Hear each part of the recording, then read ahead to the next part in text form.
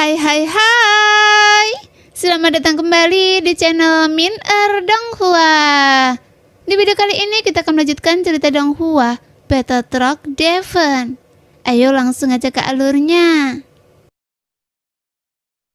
Meskipun Xiaoyan memang awalnya berada pada momen ini, meskipun Feng Xinjiang tidak dapat merasakan keberadaan Xiaoyan, tapi dia tahu bahwa Xiaoyan memiliki suatu domain. Oleh karena itu, pada dasarnya mustahil untuk merasakan keberadaannya. Hanya saja Feng Xinjiang dapat menyimpulkan bahwa Xiaoyan pasti bersembunyi di dekat situ dan mengawasinya. Tetapi pada saat ini, cangkang kepompong itu kosong. Tidak ada sosok apapun yang ada di situ. Feng Xinjiang, apakah Anda menipu kami? Li Chen mengerutkan kening karena Feng Xinjiang datang terlambat. Dan dia juga sudah merasa tidak senang. Dan sekarang ketika dia merasakan hal yang sama lagi, niat membunuh segera memenuhi matanya. Saudara Li Chen, mengapa saya ingin menipu Anda? Sejujurnya, saya mengundang total 5 dewa abadi tingkat ketiga untuk datang. Dan saya pikir dia ada di sini. Kata Feng Xinjiang sambil tersenyum pahit. Tetapi ketika dia melihat kepompong, hanya ada satu orang di sana. Dan dia juga sudah mengerti bahwa Xiaoyan ada dan selalu berada dalam kegelapan. Tetapi Xiaoyan tidak mau muncul sekarang. Jadi Feng Xinjiang tidak punya kesempatan untuk menemukannya. Namun di mata Li Chen dan Lin Xe, perilaku Feng Xinjiang sangat aneh. Dan dia seolah-olah sedang mempermainkan mereka.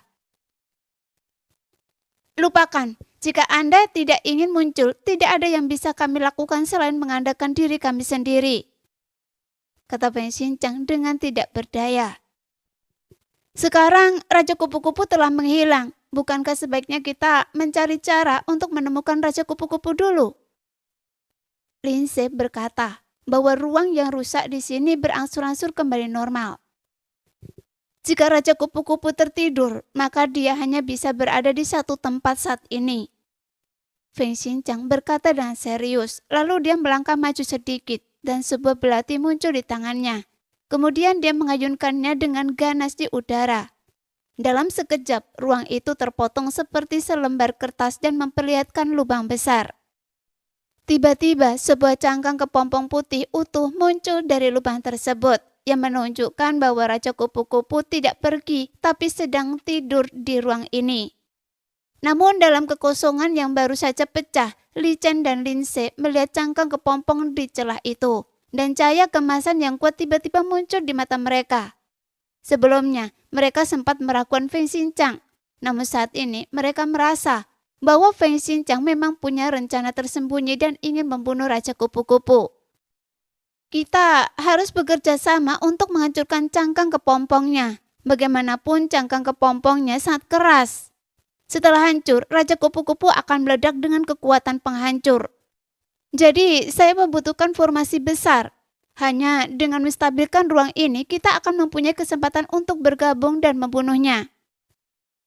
Setelah Feng Xinjiang selesai berbicara, dia mengangkat tangannya dan batu roh untuk menyiapkan formasi terbang keluar. Kemudian dia menyebar dengan cepat dan kemudian dengan satu pikiran, garis-garis energi terbentuk dan garis besar formasi itu pun selesai dalam sekejap. Meskipun saya dapat membangun suatu formasi, yaitu formasi ruang padat yang dapat membuat ruang menjadi stabil dan tidak mudah runtuh. Akan tetapi dengan kekuatan saya sendiri, saya tidak dapat membuat formasi ini mengeluarkan kekuatan untuk melawan Raja Kupu-Kupu. Oleh karena itu, saya membutuhkan semua orang untuk bekerja sama untuk memasukkan kekuatan abadi ke dalam formasi ini. Sehingga formasi ini memiliki kekuatan yang cukup kuat untuk mengunci ruang dan membunuh dengan satu pukulan. Mendengar itu, Li Chen dan Lin Xe tidak berbicara apa-apa, tetapi Lin Xe mengambil inisiatif dan menuangkan kekuatan abadinya ke dalam formasi. Melihat ini, Li Chen tidak punya pilihan selain mengikutinya. Jadi ketiganya mengerahkan kekuatan mereka secara bersamaan dan menanamkan kekuatan abadi ke dalamnya. Dengan berkah kekuatan abadi mereka bertiga, formasi yang dibentuk Feng Xinjiang memancarkan cahaya yang belum pernah terjadi sebelumnya. Segera, Feng Xinjiang mengangkat tangannya dan melambaikannya. Kemudian formasi itu berubah menjadi seberkas cahaya dan melesat ke kehampaan, dan langsung menyelimuti ruang di sekitarnya, seluas ribuan kaki di sini, yang seperti sangkar. Setelah formasi selesai, cahaya ketiga orang itu terkunci pada kepompong Raja Kupu-Kupu. Bagaimanapun butuh usaha gabungan dari ketiganya untuk memecahkan cangkang kepompong. Setelah mereka membuat lubang di dalamnya, gelombang suara dengungan rendah tiba-tiba menyebar, seolah-olah Raja Kupu-Kupu sangat marah karena tidurnya diganggu. Semua orang bertahanlah, Raja Kupu-Kupu sudah kehabisan tenaga. Jika dia tidak dapat menghancurkan ruang, kekuatan tempurnya bahkan tidak akan sekuat dewa abadi. Feng Xinjiang berteriak keras. Mendengar itu, Lindsay dan Li Chen segera mengambil tindakan dan menggunakan kekuatan mereka sendiri untuk menahan serangan gelombang suara. Meskipun tidak ada suara jelas yang terdengar, tetapi mereka dapat merasakan tubuh dan jiwanya bergetar. Kemudian, cangkang kepompong itu pecah dan kilatan cahaya biru tiba-tiba muncul, yang menyebabkan seluruh ruang itu tampak rusak. Tetapi tampaknya berada dalam formasi yang telah disiapkan Feng Xinjiang sebelumnya. Jadi meskipun ruang itu terdistorsi, tetapi tidak rusak. Semua orang, mari mengambil tindakan bersama. Feng Xinjiang meraung dan sebilah pedang panjang muncul di tangannya. Kemudian dia mencurahkan seluruh kekuatannya ke dalamnya. Setelah pedang itu berdering keras, dia berubah menjadi pelangi panjang dan terbang ke arah Raja Kupu-Kupu.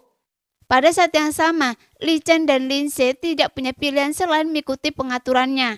Masing-masing dari mereka menggunakan metode mereka sendiri dan anggota tim mereka juga mengambil tindakan. Karena kekuatan Raja Kupu-Kupu bertarung melawan formasi Feng Xinjiang. Kekuatan penghancur yang luar biasa menjadi semakin kuat dalam frontasi ini. Jadi dapat dibayangkan jika ruang itu rusak. Meskipun mereka tidak mati kali ini, mereka akan membayar harga yang sangat menyakitkan. Tapi anak panah sudah terikat pada tali dan harus ditembakkan. Jadi Li Chen dan Lindsay tidak menahan diri. Mereka masing-masing menggunakan cara terkuat mereka, berubah menjadi seberkas cahaya dan langsung menuju ke Raja Kupu-Kupu gelap domain istana di kejauhan. Di bawah serangan gabungan itu, sepertinya Raja Kupu-Kupu sunyi sangat rentan saat ini. Seperti yang telah diperhitungkan Feng Xinjiang, dia bisa membunuhnya dalam sekejap. Serangan hebat itu seakan-akan mencabik-cabik tubuhnya. Namun sayap Raja Kupu-Kupu itu tiba-tiba bergetar dan menyemburkan kabut biru beracun, seketika menutupi sekelilingnya. Semuanya bergabunglah dengan saya untuk memberinya pukulan mematikan, kata Feng Xinjiang. Kemungkinan tubuhnya segera berubah menjadi pelangi panjang dan langsung menuju ke Raja Kupu-Kupu. Mata Lindsay dan Li Chen berbinar. Menurut mereka, kali ini Raja Kupu-Kupu ditakdirkan untuk mati.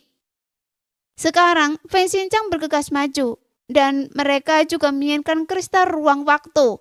Jadi, tanpa ragu-ragu mereka menyerbu dengan kecepatan penuh dan hampir seketika mendekati Raja Kupu-Kupu yang tubuhnya menyemburkan darah biru. Namun ketika mereka mendekati, mereka tidak melihat Feng Xinjiang. Merasa ada yang aneh. Mereka berdua segera mundur, namun semuanya sudah terlambat. Mereka tampaknya lupa bahwa makhluk luar angkasa ini akan menghancurkan dirinya sendiri ketika mereka rusak parah. Brengsek, kita telah tertipu. Karena situasinya terlalu mendesak sekarang dan mereka berdua merasa bahwa Feng Xinjiang serakah dan tidak cukup percaya padanya. Mereka pun mendekat dan gegabah. Tepat saat keduanya bersiap untuk evakuasi, tiba-tiba seberkas cahaya menutupi posisi Raja Kupu-Kupu, mengunci ruangan sepenuhnya. Kalau mereka dapat menahan ledakan diri Raja Kupu-Kupu, mereka akan hidup. Dan kalau tidak, mereka akan mati. Mereka berdua memuntahkan beberapa tetes darah dan mengeluarkan semua harta pelindung mereka. Saat cahaya biru tiba-tiba menyala dan ruang di sekitarnya dipenuhi dengan cahaya biru, yang membuat kedua sosok itu pun terbungkus sepenuhnya di dalamnya. Dengan ledakan diri seperti itu, kedua orang ini pasti akan terluka parah, tetapi mereka tidak akan mati, karena mereka akan berada di awan di udara. Gumam Xiaoyan yang berada ribuan kaki jauhnya dari cahaya biru di kejauhan. Setidaknya tempat ini tidak akan terpengaruh. Mungkin itu tidak terjadi. Orang yang mendirikan formasi itu punya sesuatu. Formasi ini merupakan formasi di dalam formasi. Tampaknya menghalangi ruang, tetapi pada saat yang sama, inti formasi tersebut tersusun dari formasi pembunuh, sehingga memiliki kekuatan membunuh. Dia juga dapat menggunakan kekuatan penghancuran diri untuk memicu gelombang. Tepat saat setelah Xiaoyan bergumam, Goyan yang berdiri di udara berubah menjadi sosok seukuran telapak tangan. Kemudian dia duduk di bahu Xiaoyan dan menjelaskan. Nah, demikianlah video hari ini. Terima kasih sudah menonton video Min sampai selesai. Sampai jumpa lagi di video selanjutnya. Bye-bye.